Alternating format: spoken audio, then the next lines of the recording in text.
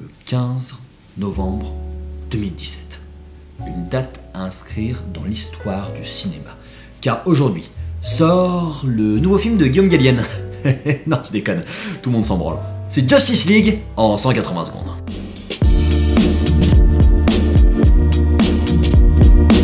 Réalisé par Zack Snyder et Joss Whedon, sorti le 15 novembre 2017, Justice League c'est la réunion des héros les plus emblématiques de l'univers DC, à l'exception de Green Lantern, pour faire face à la menace extraterrestre de Steppenwolf et ses paradémons.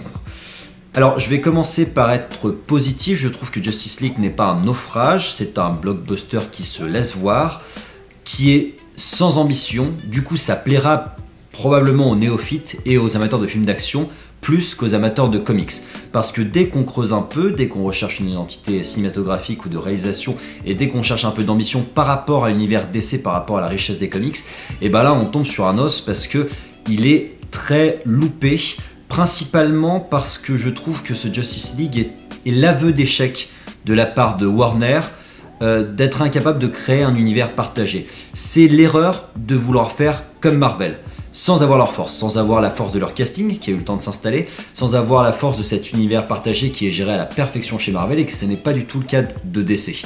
Là où c'est d'autant plus frustrant, c'est que DC n'est pas Marvel et que Zack Snyder dans Man of Steel et Batman vs Superman avait défendu une autre parcelle du super-héros. Et c'était d'autant plus intéressant pour un amateur de comics d'avoir ces deux parcelles-là, le côté plus drôle, plus fun du côté Marvel et le côté plus iconique et plus sérieux de la part de DC. Là on gomme tout. Justice League est incohérent par rapport à ce qui a été fait avant, par rapport à Man of Steel et Batman vs Superman. C'est pas le même univers, c'est pas les mêmes personnages, c'est pas le même ton, et Justice League souffre vraiment de la mixité de ses réalisateurs, du coup le film est sans identité. Entre les plans iconiques de Snyder et l'humour de Joss Whedon qui ne se marie pas avec ce qui a été fait avant. Le film est simple, le film est gentil, le film est bien brave en fait. Il a aucune fulgurance. Je trouve qu'on perd les points forts du DC Extended Universe dans le sens où on n'a plus d'iconisation du héros, qu'il n'y a plus de drame, que c'est plus sérieux, et puis que le vilain est encore plus nul que chez Marvel alors que c'était déjà l'un des défauts de Marvel, et que la musique, eh ben ils n'ont pas du tout repris ce qui avait été excellemment bien fait par Hans Zimmer et Junkie XL dans le BVS ou dans le Man of Steel qui ont des partitions exceptionnelles et c'était l'un des points forts du DC Universe par rapport au Marvel Universe, c'était leur point faible à Marvel. Le film n'a aucun enjeu, les personnages sont peu ou pas présentés, particulièrement Aquaman, l'humour est présent à outrance et ne fait pas mouche, ne fait pas rire, tout au mieux il fait sourire, il y a des scènes kitsch, il y a une répétition du thème espoir, comme dans un film familial un peu débile avec des monologues qui dit l'amour c'est bien, l'espoir c'est bien, quand on est triste c'est caca.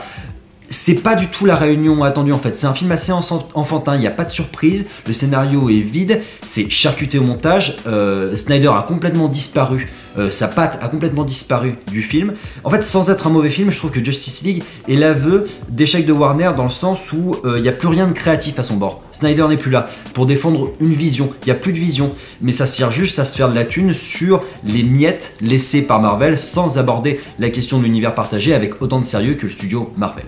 Et top.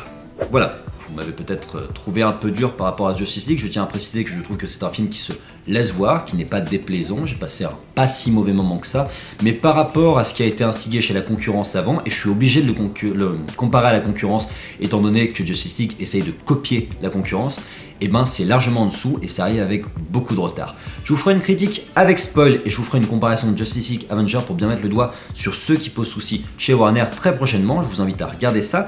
Je vous informe aussi que ma web série est en cours de diffusion sur la chaîne Popcast, ça s'appelle Les Plaidoyers de l'absurde, on a déjà 3 épisodes diffusés, ça me ferait très plaisir si vous voulez y jeter un coup d'œil. Et puis je vous invite à liker, commenter, vous abonner et je vous donne rendez-vous sur la chaîne YouTube de Popcast pour d'autres critiques ciné en 180 secondes.